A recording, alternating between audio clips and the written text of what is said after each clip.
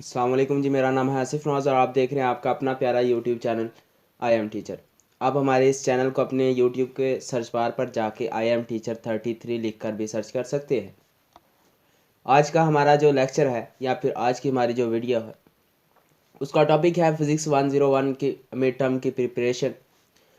इसमें हम बहुत ज़्यादा जो इम्पोर्टेंट और रिपीटेड एमसीक्यूज़ हैं उनके बारे में डिस्कस करेंगे और कोशिश करूँगा कि उन एमसीक्यूज़ को आपको एक्सप्लेन भी कर सकूँ। तो अगर अभी तक आपने हमारा ये चैनल सब्सक्राइब नहीं किया तो जल्दी से सब्सक्राइब करते और साथ लगे बेल आइकॉन को भी प्रेस करते ताकि आपको आने वाली नई तमाम वीडियोस का नोटिफिकेशन हासिल हो सके। तो चलें जी, पहले एमसीक्यूज़ की तरफ बढ़ते हैं। पहला एमसीक्यूज़ है, कहता है कि according to the equation of work when a boy sits in one place and studies for the whole night he does. कहता है कि अगर एक नाइट में एक लड़का सारी रात बैठा रहता है तो क्या उसने कोई वर्क किया? तो जी बिल्कुल नहीं, उसने कोई वर्क नहीं किया क्योंकि वर्क के लिए डिस्प्लेसमेंट होना लाजमी है फोर्स के साथ। तो अगर वो बैठा भी रहे, अगर चाहे उसकी फोर्स नीचे की तरफ है जिसे हम वेट का नाम देते हैं, तो फिर भी क्योंकि उसने डिस्प्लेसमेंट तो कवर नहीं किया, डिस्टेंस तो कवर किया ही नहीं, तो इसीलिए वो कोई भी वर्क नहीं करेगा। दूसरा कहता है कि अगर हम एरोप्लेन की जो वेलोसिटी है डबल कर दें तो बताए मोमेंटम पर असर क्या पड़ेगा? तो वेलोसिटी हमारे पास जो डायरेक्टली प्रोपोर्शन होती है मोमेंटम के, तो जैसे जैसे हमारे पास वेलोसिटी इंक्रीज़ होगी वैसे वैसे मोमेंटम भी इंक्रीज़ होता जाएगा। तो इसका ऑप्शन होगा इंक्रीज़ यूनिफॉर्मली। हमारे पास जो मोमेंटम है वो यूनिफॉर्मली इंक्रीज़ होगा। अब ये भी सोच रहे होंगे कि यहाँ पर चार जो है ऑब्जेक्टिव्स क्यों नहीं दिए हुए, चार ऑप्शन क्यों नहीं दिए हुए? तो जो बेस्ट ऑप्शंस हैं वो ही मैंने निकाल के यहाँ पर हाईलाइट किए हैं। और दूसरी बात कि इसमें थोड़ा सा वक्त भी ज़्यादा लगता है अगर हम चार ऑप्शन बनाने बैठ जाएं। तो मैंने जो एक्यूरेट आंसर थे वो ही यहाँ पर हाईलाइट किए हैं। और ये आंसर जो एमसीक्यूज़ हैं में भी आपके जो सब्जेक्टिव्स हैं उनमें भी आपको बहुत ज़्यादा हेल्पफुल साबित हो आपके लिए। तो तीसरे हम एमसीक्यूज़ की तरफ चलते हैं। कहता है कि अगर हमारे पास जो मोमेंटम होता है किसी भी ऑब्जेक्ट पर instant is independent of its. कहता है कि हमारे पास जो मोमेंटम होता है किसी भी ऑब्जेक्ट का वो किस चीज़ पर इंडिपेंडेंट होता है, किस चीज़ पर इन्हसार नहीं करता। तो हमारे पास जो एक्सेलरेशन है मोमेंटम कभी भी उस पर इन्हसार नहीं करता। चलें जी, चौथे एमसीक्यूज़ की तरफ बढ़ते हैं। कहता है what sort of energy does flies bird possess. कहता है अगर हमारे पास कोई बर्ड या परिंदा उड़ा है तो उसमें कौन सी वो एनर्जी रखता होगा? तो वो चूँकि वो उड़ रहा है, मूव भी कर रहा है और उसकी ज़मीन से एक हाइट पर भी है, बुलंदी पर भी है, तो ज़मीन से एक वो पोजीशन है उसकी, तो उसमें पोटेंशियल एनर्जी लाजमी होगी। और चूँकि वो ऊपर उड़ भी रहा है, मूव भी कर रहा है, डिस्टेंस भी कवर कर रहा है, तो हमारे पास उसमें काइनेटिक एनर्जी भी मौजूद होगी। तो हमारे पास किसी भी उड़ने वाले परिंदे में काइनेटिक एनर्जी और पोटेंशियल एनर्जी दोनों मौजूद होंगी। नेक्स्ट चलते हैं। कहता है कि अगर हमारे पास जो एक्सेलरेशन है वो acceleration of projectile in x direction, अगर हमारे पास जो प्रोजेक्टाइल है उसकी एक्सेलरेशन क्या होगी अगर वो एक्स डायरेक्शन में मूव कर रहा है? तो उसकी एक्सेलरेशन ज़ीरो होगी। छठे क्वेश्चन पर देखें। कहता है the projectile path is also known as its. जो प्रोजेक्टाइल मोशन होता है और बॉडी जो प्रोजेक्टाइल मोशन के लिए पाथ इस्तेमाल करती है उसे प्रोजेक्टाइल पाथ कहा जाता है। और उस पाथ को हम ट्रैजेक्टरी का नाम भी देते हैं। तो trajectory is correct option. Next देखिए, कहता है कि if force of friction is negligible then the acceleration of two freely falling objects of different mass is smaller acceleration for smaller mass. कहता है अगर हमारे पास फ्रिक्शन है वो बिल्कुल ख़त्म कर दी जाए तो हमारे पास एक्सेलरेशन, अगर दो मुख्तलिफ मासेस नीचे गिर रहे हैं तो उनकी एक्सेलरेशन क्या होगी? जितना ज़्यादा स्मॉल मास होगा उतनी स्मॉल एक्सेलरेशन होगी। नेक्स्ट देखिए, विच of the following statement is true. हमारे पास जो weight of a man on the move is smaller than that on the earth. अब ये जो चार ऑप्शन दिए हुए हैं इनमें जो पहला ऑप्शन है वो करेक्ट है, आप देख लीजिएगा, एक बार पढ़ लीजिएगा। मैं दरअसल वक्त की कमी की वजह से ज़्यादा वक्त नहीं लगाता और इसीलिए मैं जल्दी जल्दी से आपको कवर करवाने की कोशिश करता हूँ। हाँ, लाजमी ये बात का ध्यान रखता हूँ कि आपको कॉन्सेप्चुअल थोड़ा सा कॉन्सेप्चुअल बता सकूँ। नेक्स्ट 9 वाले पे चलते हैं। कहते हैं when the momentum of a body is doubled it's kinetic energy. कहता है अगर किसी भी बॉडी का मोमेंटम डबल कर दिया जाए तो इसकी काइनेटिक एनर्जी पर क्या फ़र्क पड़ेगा। कहता है becomes 4 times in initial energy, kinetic energy. तो अगर हम किसी चीज़ का मोमेंटम बढ़ाते हैं तो हमारे पास जो काइनेटिक एनर्जी होती है वो 4 टाइम बढ़ जाती है। वो कैसे जी? आपको पता है कि हमारे पास जो काइनेटिक एनर्जी होती है वो हाफ मोमेंटम के इक्वल होती है, यानी kinetic energy is equal to one over two m v square. तो हमारे पास जो मोमेंटम होता है वो एम वी के इक्वल होता है, मोमेंटम जो होता है। तो अगर हम मोमेंटम को क्या करें, डबल करें, तो हमारे पास काइनेटिक एनर्जी 4 टाइम्स हो जाएगी। नेक्स्ट देखिए जी, which of the following statement is true. इनमें से कौन सी जो स्टेटमेंट है वो ट्रू हो सकती है। कहता है gravity is necessary to measure both weight and mass. कहता है हम हमारे पास जो ग्रेविटी होती है वो वेट को और मास को मेजर करने के लिए बहुत ज़्यादा ज़रूरी होती है। It is easier to walk on the concrete road than on ice because. कहता है कोई भी कंक्रीट का रोड हो उस पर चलना ज़्यादा आसान होता है बानिस्बत अगर आइस हो उस पर। हम जानते हैं कंक्रीट पर कोई ना कोई फ्रिक्शन होती है, लेकिन आइस हमारे पास स्मूथ होती है, उस पर फ्रिक्शन बहुत कम होती है। तो हम आइस पे फिसलते हैं ज़्यादा क्योंकि फ्रिक्शन उसमें नहीं होती। तो the friction between the ice and the feet is less than between the concrete feet. 12 वाला देखें, the pre sound refer to dimension of physical quantity. ये इसका पर सेकंड, यहाँ पर गलती हो, मिस्टेक से प्री सेकंड लिखा गया, इस यहाँ पर लिखना था पर सेकंड। तो पर सेकंड जो हमारे पास डायमेंशन है वो हमें वेलोसिटी को रेफर करती है। नेक्स्ट देखें जी, if the mass of moving object is double then its kinetic energy.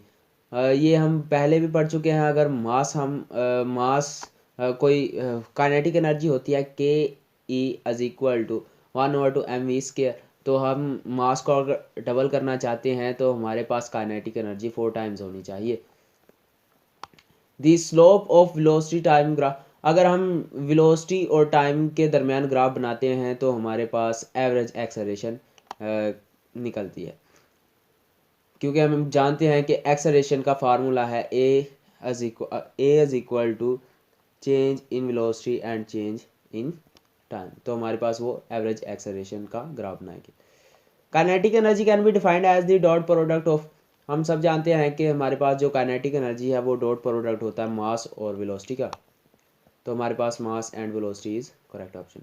A while of radius 50 centimeter having the angular speed of 5 radian per second will have linear speed। तो इसकी linear speed क्या होगी, 2.5 metre पर second. Next देखें जी, lighter object always reach the ground lighter than heavier object 2 and 3 only.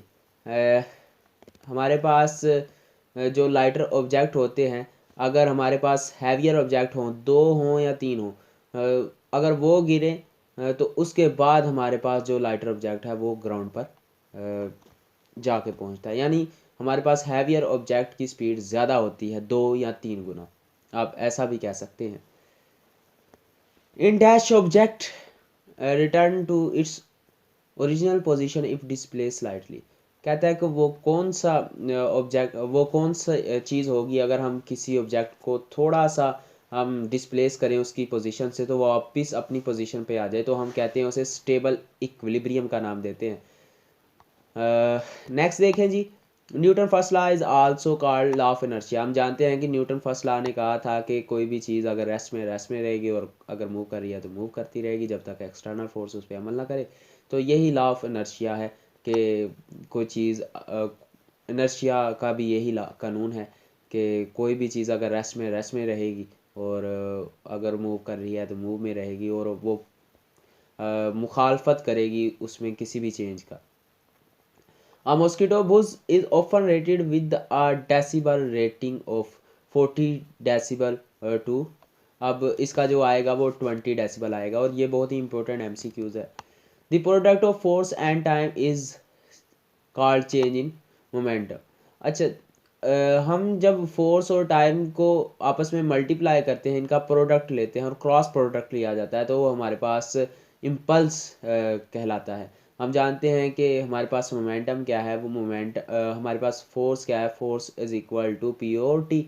और अगर हम पी निकालना चाहते हैं तो टी को उस तरफ ले जाएंगे, दूसरी तरफ मल्टीप्लाई कर देंगे तो वो हो जाएगी F multiply T is equal to P. Next देखिए, people try to keep the dash over their feet in order to feel stable. हमारे पास जो लोग हैं वो अपने फिट पर स्टेबल रहने की कोशिश करते हैं सेंटर ऑफ ग्रेविटी को अपने फिट पर रख कर। ठीक है जी। तो सेंटर ऑफ ग्रेविटी, अगर कोई भी चीज़ हम खड़ी करना चाहते हैं तो उसका सेंटर ऑफ ग्रेविटी देखना पड़ेगा कि उसका सेंटर ऑफ ग्रेविटी कहाँ पर है। Power is equal to the dot product of force and, तो हमारे पास जो पावर है वो फोर्स और वेलोसिटी के डॉट प्रोडक्ट के इक्वल। अगर हम वेक्टर को a product of a vector by itself is equal to, अगर हमारे पास दो वेक्टर हों और उन्हें मल्टीप्लाई कर दिया जाए, उनका प्रोडक्ट लिया जाए सेम वेक्टर्स का, तो हमारे पास वो स्केयर की फॉर्म में आ जाते हैं। जैसे हमारे पास कोई भी दो वेक्टर थे, एक दोनों वेक्टर ए थे और हमने उनको क्या किया, उनका प्रोडक्ट लिया तो वो क्या हो जाएंगे, ए स्केयर की फॉर्म में आ जाएंगे। For a body to be in equilibrium under the combined action of survival forces. तो अगर हमारे पास कोई बॉडी इक्विलिब्रियम में होना चाहती है, जब उस पर बहुत सारी फोर्सेस अप्लाई हो रही हों, तो टॉर्क हमारे पास हर पॉइंट पर ज़ीरो होना चाहिए, क्योंकि टॉर्क जो है टर्निंग इफेक्ट पैदा करता है। अगर हर पॉइंट जितने भी टॉर्क लग रहे हैं सम ऑफ टॉर्क्स ज़ीरो नहीं है तो हमारे पास बॉडी टर्न कर जाएगी। तो अगर हम टर्निंग इफेक्ट से रोकना चाहते हैं तो हमारे पास जितने भी टॉर्क लग रहे हैं किसी बॉडी पर, तो उनका जो सम होना चाहिए वो ज़ीरो होना चाहिए। कहते हैं the ratio of circumference of a circle to its diameter is equal to pi. तो पाई हमारे पास सरकमफेरेंस रेशियो के किसी भी सर्कल के जो सरकमफेरेंस है और उसका जो डायमीटर है उनकी रेशियो निकालें तो हमारे पास पाई निकलता है। A net torque applied to rigid body always tend to produce angular acceleration। हम जानते हैं कि हमारे पास कोई भी टॉर्क है वो टर्निंग इफेक्ट पैदा करता है किसी भी रिजिड बॉडी पर, तो वो क्या पैदा करेगा, वो एंगुलर एक्सेलरेशन पैदा करेगा। The work done by a gravity during the descent of projectile. अगर कोई बॉडी नीचे की तरफ आ रही है, अगर कोई बॉडी प्रोजेक्टाइल पाथ में मूव कर रही है और वो नीचे की तरफ आना शुरू हो गई तो वो क्या करेगी, वो एक पॉजिटिव वर्क डन करेगी। A man with his arms at his side in spinning on a light friction less, his angular momentum remain the same. Next देखिए, एग्जाम्पल ऑफ फिजिकल क्वांटिटीज। हमारे पास जो फिजिकल क्वांटिटी होती है वो length होती है। Swimming becomes possible because of, अगर हम स्विमिंग कर रहे हैं तो वो किसकी वजह से है, वो न्यूटन के थर्ड लॉ की वजह से। और न्यूटन का थर्ड लॉ क्या था, every action has its reaction. The scalar product of two vectors is maximum when they are. हम जानते हैं स्केलर प्रोडक्ट क्या होता है, स्केलर प्रोडक्ट कॉस थीटा होता है। स्केलर प्रोडक्ट का जो कंपोनेंट होता है वो कॉस थीटा होता है, और अगर हमारे पास दो वेक्टर पैरेलल हों तो उनके दरमियान जो एंगल होगा वो ज़ीरो होगा। और जब हम ज़ीरो पुट करेंगे तो हमारे पास इसका जवाब 1 आएगा, यानी हमारे पास अगर वेक्टर्स पैरेलल हों तो उनका जो जवाब आता है वो मैक्सिमम आता है।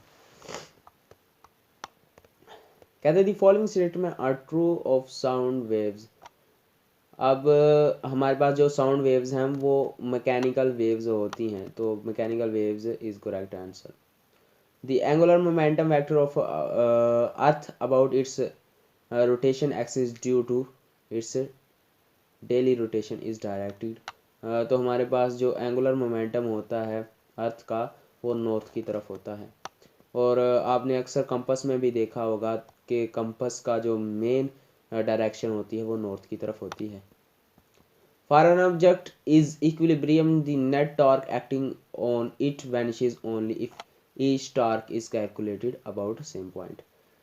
तो कहता है कि हमारे पास जो ऑब्जेक्ट होगा वो इक्विलिब्रियम में होगा अगर जो नेट हमारे पास टॉर्क है वो एक ही सेम पॉइंट्स पर कैलकुलेट किया जाए। नेक्स्ट देखें, please try to keep the dash over. ये हम पहले भी पढ़ चुके हैं कि जो हमारे पास पीपल होते हैं वो अपनी जो सेंटर ऑफ ग्रेविटी है उसे अपने ऊपर रखने की कोशिश करते हैं। यहाँ पे आप कह सकते हैं सेंटर ऑफ ग्रेविटी को मेंटेन रखने की कोशिश करते हैं, अपने आप को स्टेबल फील करवाने के लिए। Add two vectors of length 4 and 5 but their orientation is not known the length after addition। कहता है अगर हमारे पास दो वेक्टर्स हैं और उनकी ओरिएंटेशन यानी उनकी हम शक्ल नहीं जानते किस तरह से रखे हुए हैं तो क्या होगा उनकी जो अगर उन्हें एडिशन करें तो क्या हमें जवाब मिलेगा। अगर तो वो दोनों पॉजिटिव हैं तो क्या होगा 5 + 4 9 मीटर बन जाएगा। और अगर 5 बड़ा है या 4 बड़ा है तो क्या आएगा 5 - 4 तो हमारे पास 1 मीटर आ जाएगा। तो हम कहेंगे between 9 meter and 1 meter. Next देखें जी, एक्सेलरेशन के लिए कौन सी जो स्टेटमेंट है वो ट्रू नहीं होगी। जब इसकी आम सी मिसाल है, जब भी कोई स्पीड कांस्टेंट होगी या आप कह सकते हैं वेलोसिटी कांस्टेंट होगी तो हमारे पास एक्सेलरेशन ज़ीरो होगी। तो एक्सेलरेशन कभी भी जब स्पीड या एक्सेलरेशन स्पीड या वेलोसिटी कांस्टेंट हो और अपनी डायरेक्शन चेंज ना कर रही हो तो हमारे पास एक्सेलरेशन हमेशा ज़ीरो होगी। Acceleration of an object must be zero at a point where. तो वही बात आ जाती है कि अगर हम एक्सेलरेशन किसी भी ऑब्जेक्ट की ज़ीरो करना चाहते हैं तो हमारे पास जो वेलोसिटी है, चेंज इन वेलोसिटी है या इंस्टेंटेनियस वेलोसिटी है वो कांस्टेंट या ज़ीरो के इक्वल होनी चाहिए। नेक्स्ट देखें जी, if a distance between all pairs of particle of body do not change by applying a force. कहता है अगर कोई मालिक्यूल्स हैं या पार्टिकल्स हैं किसी बॉडी के, उनके दरमियान डिस्टेंस चेंज नहीं होता चाहे हम फोर्स लगाएं, तो वो कौन सी बॉडी है, वो रिजिड बॉडी होती है। अ कपल प्रोड्यूस, हमारे पास जो कपल होता है वो क्या प्रोड्यूस करता है, वो प्योरली रोटेशनल मोशन प्रोड्यूस करता है। To determine of if a rigid body is equilibrium these vector sum of gravitational forces acting on the particle of body can be replaced by a single force acting at the center of gravity। कहता है अगर हमारे पास हम किसी भी rigid body के equilibrium को जानना चाहते हैं और हमारे पास वेक्टर का सम है तो हम तमाम फोर्सेस की जगह एक फोर्स को देख सकते हैं, एक फोर्स को अप्लाई कर सकते हैं कि कहाँ वो खड़ा होगा, कहाँ वो स्टेबल होगा, तो या इक्विलिब्रियम में होगा। तो हम सेंटर ऑफ ग्रेविटी को देखेंगे। तो सेंटर ऑफ ग्रेविटी का जब हमें पता चल जाएगा, आइडेंटिफिकेशन हो जाएगी, तो हम उस बॉडी को इक्विलिब्रियम पर रख सकते हैं। वर्क में बी डन बाय, अब एक ये भी एमसीक्यूज आता है कि हमारे पास जो वर्क होता है वो किन चीज़ों से कौन सी चीज़ें डन कर सकती हैं। तो वर्क तकरीबन हमारे पास जो लिविंग ऑर्गेनिजम्स हैं वही कर सकते हैं, क्योंकि वही हमारे पास फोर्स लगाते हैं और डिस्टेंस कवर करवाते हैं। बेजान चीज़ें जहाँ पड़ी होती हैं अपनी जगह पर पड़ी रहती हैं। आगे डायमेंशन बताई हुई है जोल की, तो वो है MLT का स्क्वायर। आगे यूनिट बताया हुआ है कि ये किसका यूनिट है, ये एंगुलर मोमेंटम का यूनिट है। आगे डिस्टेंस के यूनिट के बारे में पूछा हुआ है, तो डिस्टेंस का यूनिट जो होता है वो मीटर होता है।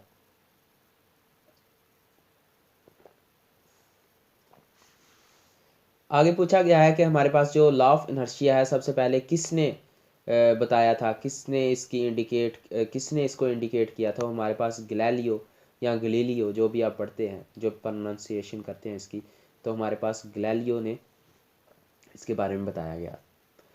अब what is the angle of projection of projectile for which its maximum height and horizontal range are. हम जानते हैं कि जो हमारे पास प्रोजेक्टाइल मोशन होता है उसका जो कंपोनेंट होता है वो साइन थीटा होता है, तो साइन 90 मैक्सिमम होता है, तो हमारे पास जो एंगल 90 होगा उस पर हाइट और हॉरिजॉन्टल रेंज मैक्सिमम होंगे या इक्वल होंगे। As the wavelength of a wave in a uniform medium increases its frequency, तो यहाँ पर हमारे पास ऑप्शन होगा remain the same.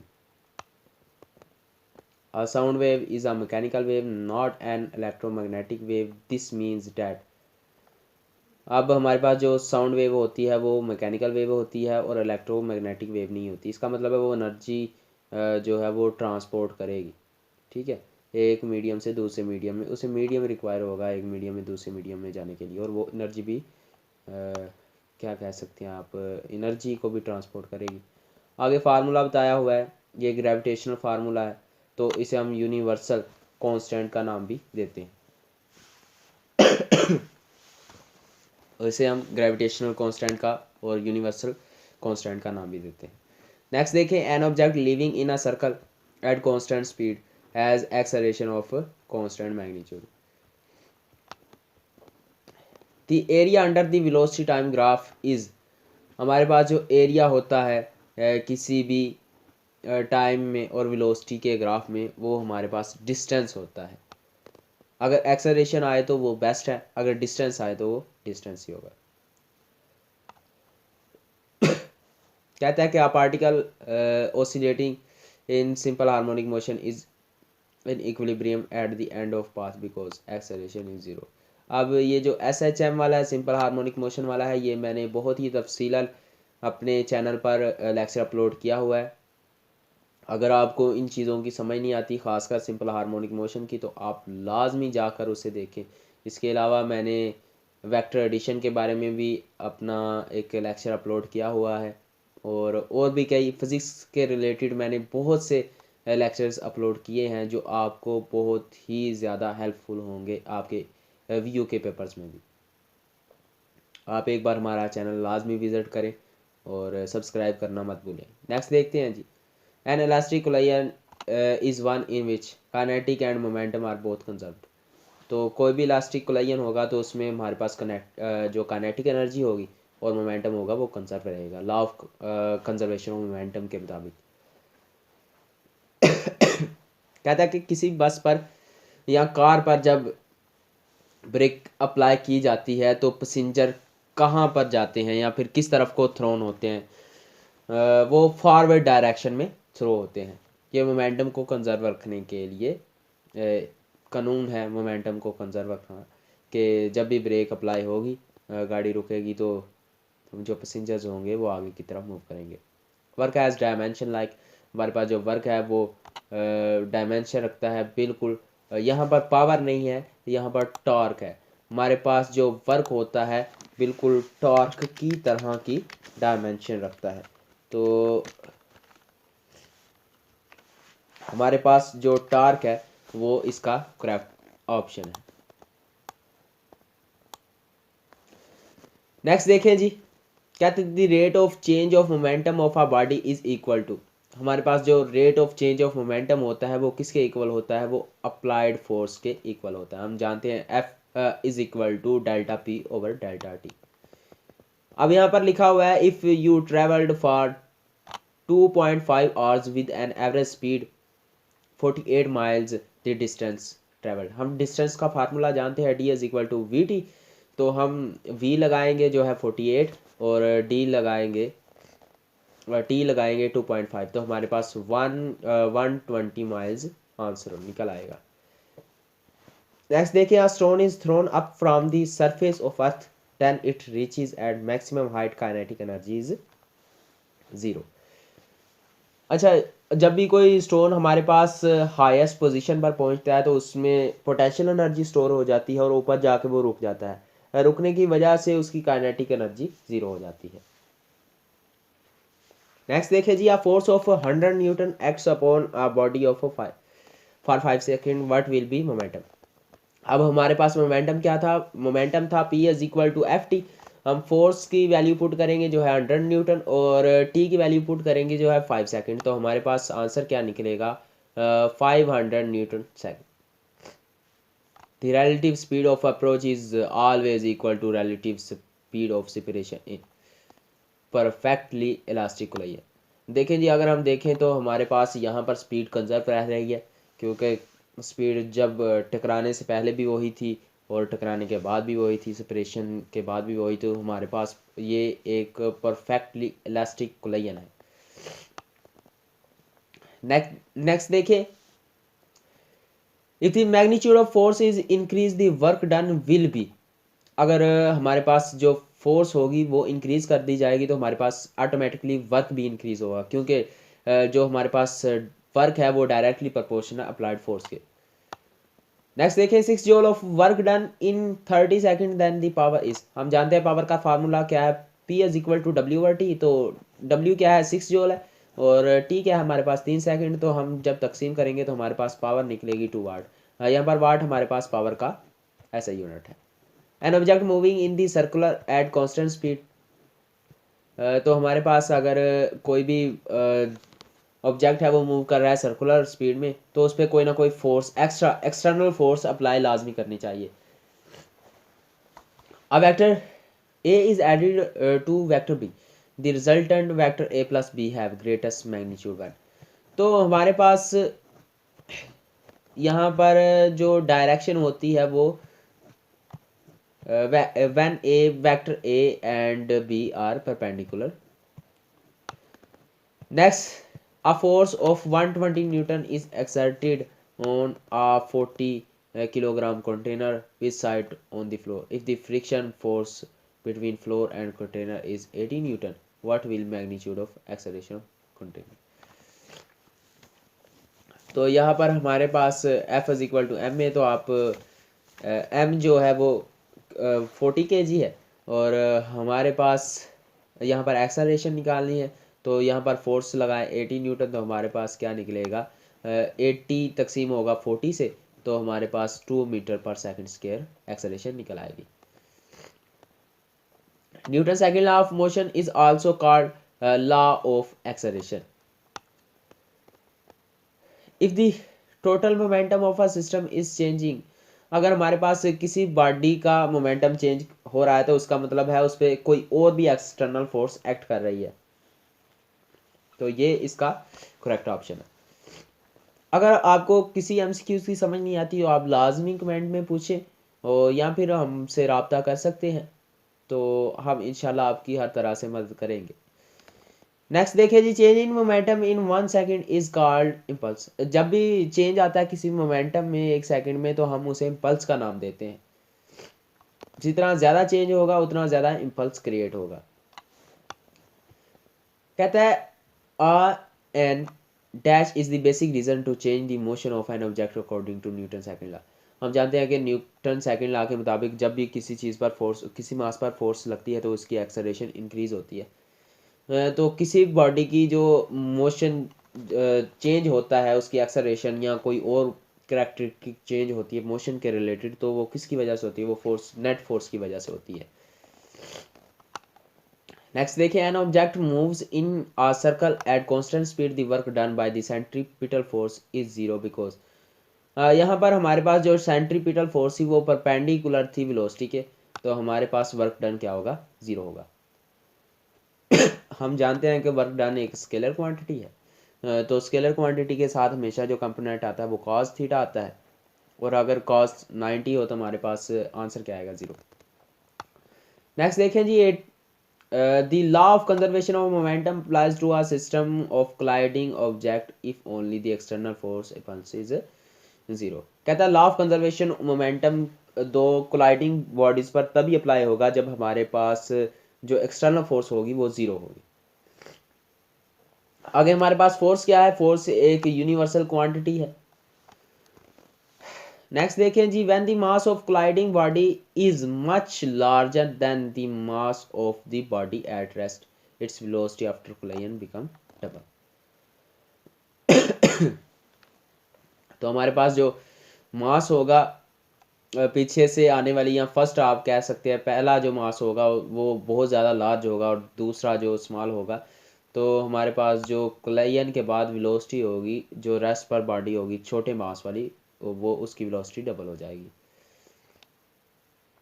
The slope of velocity and time, the graph at any point may be defined with average acceleration। इसके बारे में हम पहले भी बात कर चुके हैं कि जब भी वेलोसिटी और टाइम के दरमियान ग्राफ आएगा तो हम क्या कहेंगे, ये एक एवरेज एक्सेलरेशन को शो कर रहा है।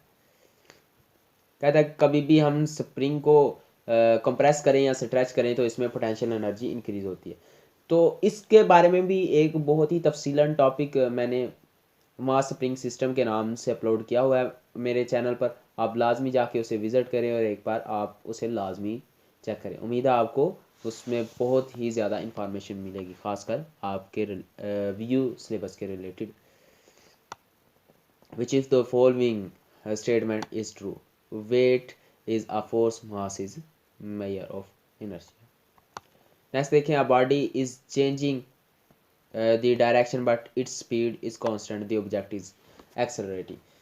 अब यहाँ पर हमारे पास स्पीड चाहे कांस्टेंट रहे लेकिन जो वेलोसिटी होती है, जब भी किसी बॉडी की डायरेक्शन चेंज होगी तो उसकी वेलोसिटी भी चेंज होगी। तो चेंज इन वेलोसिटी हमेशा बॉडी को एक्सेलरेट करती है। तो हमारे पास बॉडी क्या करेगी, एक्सेलरेशन प्रोड्यूस करेगी। नेक्स्ट देखें जी, पर second refers to the dimension of physical quantity. हमारे पास वेलोसिटी, इसके बारे में पहले बात कर चुके हैं। अब कहता है कि अगर हमारे पास ये तीनों चीज़ें क्या कहता है कि अगर हम फर्ज करें हमारे पास रिएक्शन फोर्स ना हो तो क्या इनमें से कौन सी चीज़ें होंगी जो हम नहीं कर सकते। We can not swim, jump, walk. तो ये तमाम चीज़ें हैं जो रिएक्शन की वजह से होती हैं, तो हम ये तमाम चीज़ें नहीं कर सकते अगर रिएक्शन की फोर्स ना हो। 95 वाला Newton second law is SI unit of newton second हमारे पास इम्पल्स या मोमेंटम का SI यूनिट है। आप जानते हैं P is equal to F multiply T। तो F क्या है, न्यूटन, F का SI यूनिट है न्यूटन एंड T का SI यूनिट है सेकंड। तो हमारे पास FT होगा न्यूटन सेकंड। तो हमारे पास इम्पल्स या फिर मोमेंटम का जो SI यूनिट होगा वो होगा न्यूटन सेकंड। नेक्स्ट देखें जी, a wave has a wavelength of 3.0 मीटर, the distance from a compression center the adjacent refraction is। तो हमारे पास किसी भी जो कंप्रेशन का जो सेंटर होगा वो हाफ होगा मीन पोजीशन से। तो हम 2 से तकसीम करेंगे 3.0 को, तो हमारे पास 1.5 मीटर आंसर आएगा। the speed of sound is medium depend upon properties of medium। Next, which of the following will remain unchanged when a sound wave travels in air। तो फ्रीक्वेंसी फ्रीक्वेंसी हमेशा सेम रहेगी जब भी एक medium से दूसरे यानी एयर मीडियम में हमारे पास कोई साउंड स्पीड आएगी, साउंड वेव आएगी। नेक्स्ट देखें जी, दी वाइब्रेशन और the pressure variation inside the inner air at the converted into electrical signals by। तो हमारे पास जो हमारे कान होते हैं जो एयर आप कह सकते हैं वेरिएशंस होती हैं, प्रेशर होती हैं, वो इलेक्ट्रिकल सिग्नल्स में कन्वर्टेड होती हैं कोक्लिया के ज़रिए। कोक्लिया हमारे कान का एक हिस्सा है। Sound and light waves both. अब हमारे पास जो साउंड्स होती हैं और लाइट वेव्स होती हैं वो हमेशा रिफ्लेक्शन के कानून को ओबे करती हैं। Point where force causes system to move without rotation is. तो वो पॉइंट जहाँ पर हमारे पास जो फोर्स होती है बगैर रोटेशन के मूव करती है उसे सेंटर ऑफ मास मास कहते हैं। अगर सेंटर ऑफ मास ढूंढ के आप उस पर फोर्स लगाएंगे तो बॉडी कभी भी रोटेट नहीं करेगी, और रोटेट किए बिना ही वो मूव करेगी। नेक्स्ट देखें जी, frequency which is not audible to human ear. हमारे पास 20,000 हर्ट्ज से जितनी भी ऊपर फ्रीक्वेंसी होगी वो हम नहीं सुन सकते। तो यहाँ 50,000 दिया हो था ऑप्शन, तो मैंने 50,000 को हाईलाइट कर दिया। लेकिन जब भी आपको 20,000 से ऊपर आए तो आपने उसे हाईलाइट कर देना है। If the speed of sound is 340 meter per second, flying at plane flying at 4 meter per second create a colonial shock wave with apex half angle। तो हमारे पास इसका जो आंसर होगा वो होगा 58। नेक्स्ट देखिए, municipal water supply is provided by a tall water tower. Water from this tower flows to building. How does the water flows out of the faucet on the ground floor of a building compare with the water flow out of an identical faucet on the second floor of the building? तो यहाँ पर जो option होगा, the speed of the water flow cannot be determined unless the height of the water tower is known। कहता है कि हम तब तक किसी भी वाटर का फ्लो की स्पीड नहीं जान सकते जब तक हमें उसकी हाइट का मालूम ना हो। A sound wave has a wavelength of 3 and distance from a compression center of the adjacent to the reflection। कहता है डिस्टेंस फाइंड करें, तो हमारे पास डिस्टेंस फाइंड करने यानी वेवलेंथ फाइंड करने के लिए वेवलेंथ का फार्मूला है एफ का फ्रीक्वेंसी का फार्मूला है F is equal V is equal to F lambda. तो हमने यहाँ पर लैम्डा फाइंड करना है, तो वी ओवर एफ हमारे पास फार्मूला होगा। लेकिन यहाँ पर हमें एफ नाउन नहीं है, फ्रीक्वेंसी नाउन नहीं है, तो हम ये बताएंगे कि हमें पहले फ्रीक्वेंसी के बारे में बताएं, तो फिर हम इसका डिस्टेंस बताएंगे। A plane produces a sonic boom only when it flies faster than the sound। Next देखिए जी, a vector A is added to a vector B. The resultant vector A plus have greatest magnitude when the magnitude of vector A plus B does not depend on the direction of A and B। तो ये answer हमारे पास mistakenly गलत लिखा गया। तो हमारे पास जो रिजल्टेंट वेक्टर होगा वो तभी आप कह सकते हैं मैग्नीट्यूड रखेगा जब वो एक दूसरे के परपेंडिकुलर होंगे। तो हम कहेंगे A and B are perpendicular to each other. ठीक है जी, तो ये हमारे पास करेक्ट आंसर है। नेक्स्ट देखें जी, earth exert a gravitation force on the moon keeping it in. तो हमारे पास कौन सी फोर्स है जो मून को हमेशा रोटेट करती रहती है अर्थ के इर्द गिर्द? तो वो ग्रेविटेशनल फोर्स है अर्थ की किसी भी मून पर। नेक्स्ट देखिए जी, angular momentum vector of earth about its rotation axis due to its daily rotation is direction north. ये हम पहले भी डिस्कस कर चुके हैं कि नॉर्थ की तरफ ही इसका एंगुलर मोमेंटम होगा किसी भी अर्थ का। अब सिंपल हार्मोनिक मोशन में जो रिस्टोरिंग फोर्स है वो किसके डायरेक्टली प्रोपोर्शनल होती है? तो वो डिस्प्लेसमेंट के डायरेक्टली प्रोपोर्शन होती है। वो की होती है, आप हमारी video SHM simple harmonic motion को अच्छी तरह से एक बार प्ले करें, आपको पता चल जाएगा कि क्यों हमारे पास जो रिस्टोरिंग फोर्स है वो डिस्प्लेसमेंट पर कवर करती है।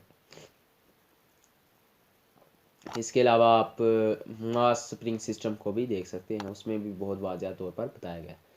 अब टर्निंग इफेक्ट हो किसी भी फोर्स का किसी बॉडी पर, तो वो टॉर्क पैदा करेगा या मोमेंट पैदा करेगा।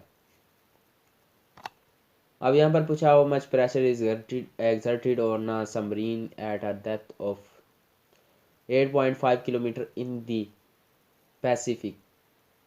The density of sea water is equal to 1.025 multiplied 10 raise की power 3 and the atmosphere pressure is 1.01 multiplied 10 raise की पावर 5 पास्कल। तो हमारे पास इसका आंसर होगा 8.7 multiplied 10 raise की पावर 6 पास्कल।